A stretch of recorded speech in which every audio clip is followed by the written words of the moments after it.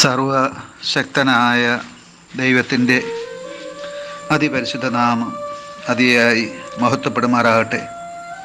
നിങ്ങൾ ശ്രവിക്കുന്നത് Jesus voice message.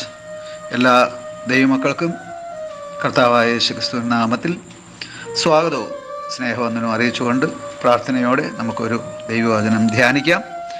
അതിനായി തിരഞ്ഞെടുത്ത തിരുവചനം വിശുദ്ധ യോഹന്നാൻ എഴുതിയ സുവിശേഷം അധ്യായം 17 വാക്യം 17.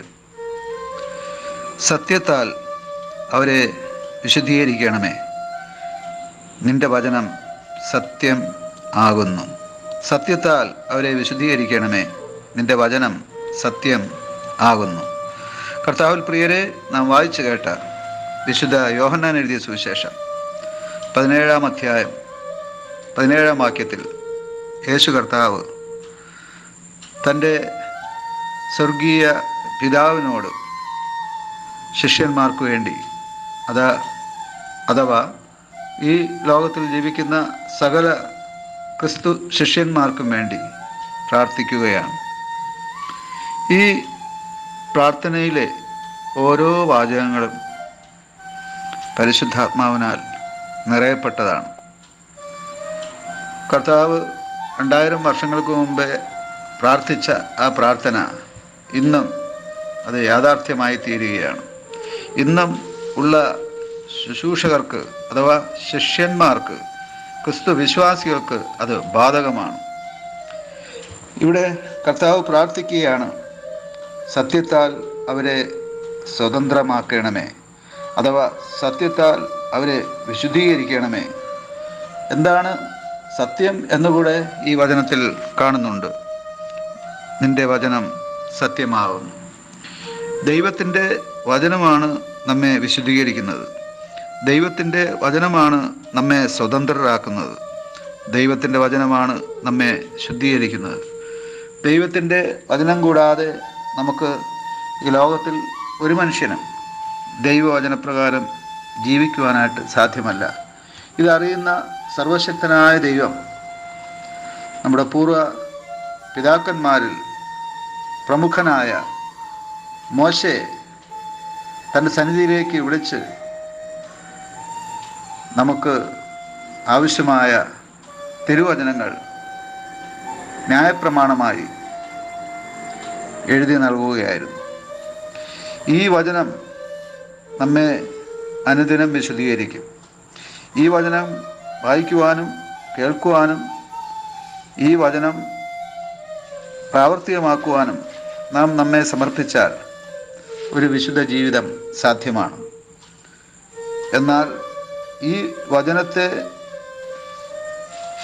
നാം ഉപേക്ഷിച്ച് വചനം കേൾക്കാതിരുന്നാൽ അഥവാ വായിക്കാതിരുന്നാൽ, ധ്യാനിക്കാതിരുന്നാൽ, വചനം വിട്ടു നടന്നാൽ ഒരിക്കലും നമുക്കൊരു വിശുദ്ധ ജീവിതം സാധ്യമല്ല. കാരണം വചനത്തിൻ്റെ ശക്തിയാണ് ആത്മീയ ശക്തിയായി പരിശുദ്ധാത്മാവ് തിരുവചനത്തിലൂടെ വെളിപ്പെടുത്തിയിരിക്കുന്നത്. അതുകൊണ്ടാണ് പല പണ്ഡിതന്മാരും പറയുവാനിടയായത്, ദൈവ വചനം കൂടാതെ ഒരു മനുഷ്യനും ഈ ലോകത്തിൽ ദൈവഹിതപ്രകാരം ദൈവത്തിൻ്റെ പാതയിൽ സഞ്ചരിക്കുവാൻ അഥവാ ജീവിക്കുവാൻ സാധ്യമല്ല എന്ന്. അതുകൊണ്ട് തന്നെ ഈ വചനം നാം അനുദിനം വായിക്കുകയും അഥവാ കേൾക്കുകയും ഹൃദയത്തിൽ സംഗ്രഹിക്കുകയും ആ വചനപ്രകാരം ജീവിപ്പാൻ നാം നമ്മെ സമർപ്പിക്കുകയും ചെയ്യേണ്ടത് അത്യാവശ്യമാണ്. സത്യത്തെ മറയ്ക്കുവാൻ അഥവാ ദൈവവചനത്തെ മറയ്ക്കുവാൻ ആർക്കും സാധ്യമല്ല.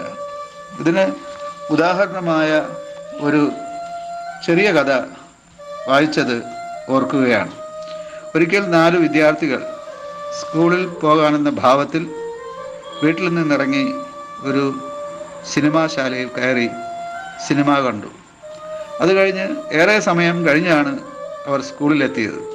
എന്തുകൊണ്ടാണ് സ്കൂളിൽ വരുവാൻ താമസിച്ചതെന്ന് അധ്യാപകൻ അവരോട് ചോദിച്ചു. അവർ കയറിയ വണ്ടിയുടെ ഒരു ചക്രത്തിന് കേടുവന്നതുകൊണ്ടാണ് വൈകിയതെന്നായിരുന്നു ചിലർ മറുപടി പറയുവാൻ ഇടയായത്. ഇത് കേട്ട അധ്യാപകർ 4 തുണ്ട് പേപ്പർ അവരുടെ കയ്യിൽ കൊടുത്തതിന് ശേഷം തമ്മിൽ തമ്മിൽ ഒന്നും പറയുവാനോ ആംഗ്യം കാണിക്കുവാനോ സമ്മതിക്കാതെ അവർ നിന്ന നിലയിൽ നിന്ന് അവരെ തമ്മിൽ അകറ്റിയിരുത്തുവാനിടയായി. എന്നിട്ട് ഏത് ചക്രത്തിനാണ് കേടുപറ്റിയതെന്ന് എഴുതി തരുവാൻ പറയുവാനിടയായി. അപ്പോഴാണ് അവർ പറഞ്ഞ കള്ളം അവരെ കുഴപ്പത്തിലാക്കിയെന്ന് അവർക്ക് മനസ്സിലായത്.